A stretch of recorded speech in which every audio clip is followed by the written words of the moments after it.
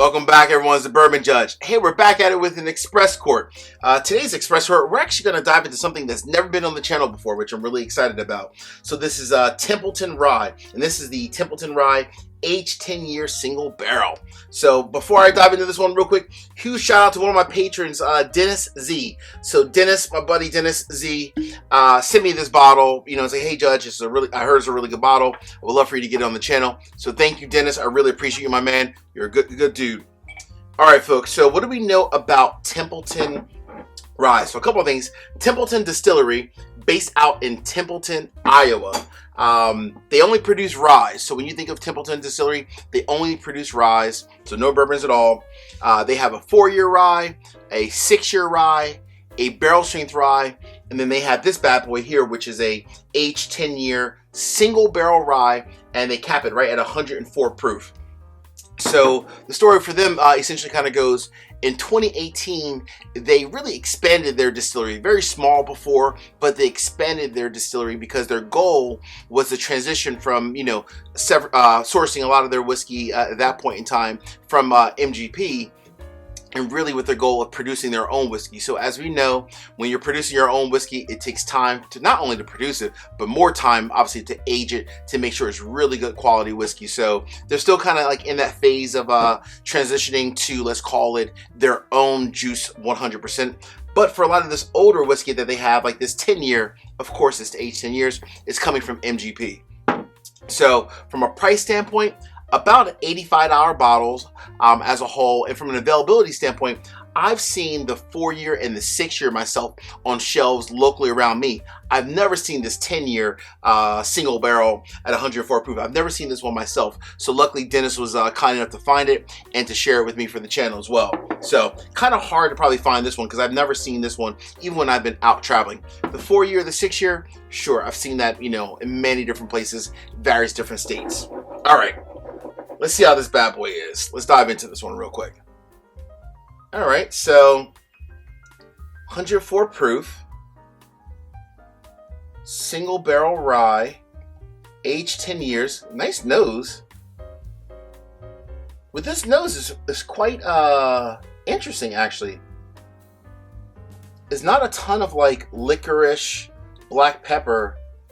It's a lot more actually.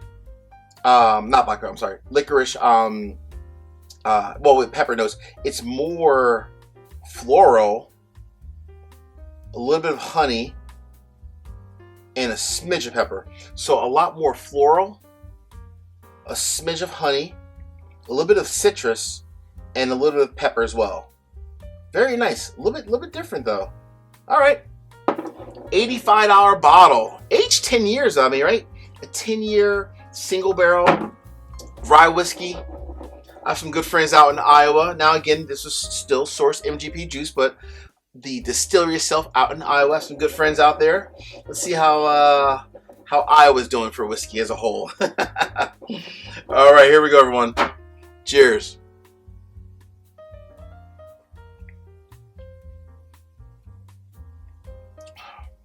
Ooh, that's different. All right. Okay.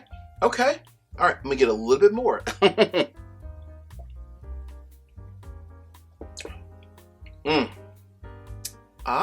Interesting. In the nose, I had a lot more like citrus, honey, and just a smidge of pepper. But in the palate, it was the opposite, actually. The palate, I had a lot more pepper with a little bit of the honey and the citrus more on the back end in the palate and the finish. And at 104 proof, this sips, in my opinion, maybe even closer to like 110, maybe 114 proof or 115 proof, a little bit hotter than the 104, but very nice as a whole. So, Judge, give me a quick decision. Is this a buy? Is it a leave it on the shelf, a do not buy, or a split decision? The verdict is in, my friends. This is a buy with a, not an asterisk, but but with a call out. It's a buy only if you really love rye whiskey. So what do I mean by that?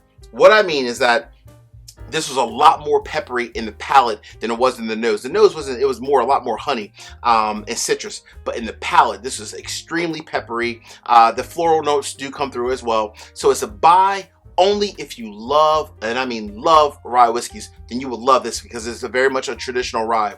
But if you're the kind of person that likes more of like a Pikesville rye that has a lot more corn as a secondary grain in the mash bill, then I would say try it at a bar first. But for the true rye lovers out there, this is a sleeper. Absolutely an amazing bottle. Hey, until the next time, peace, cheers, salute, and Dennis, thank you again, my man. Appreciate you. Cheers, everybody. Later.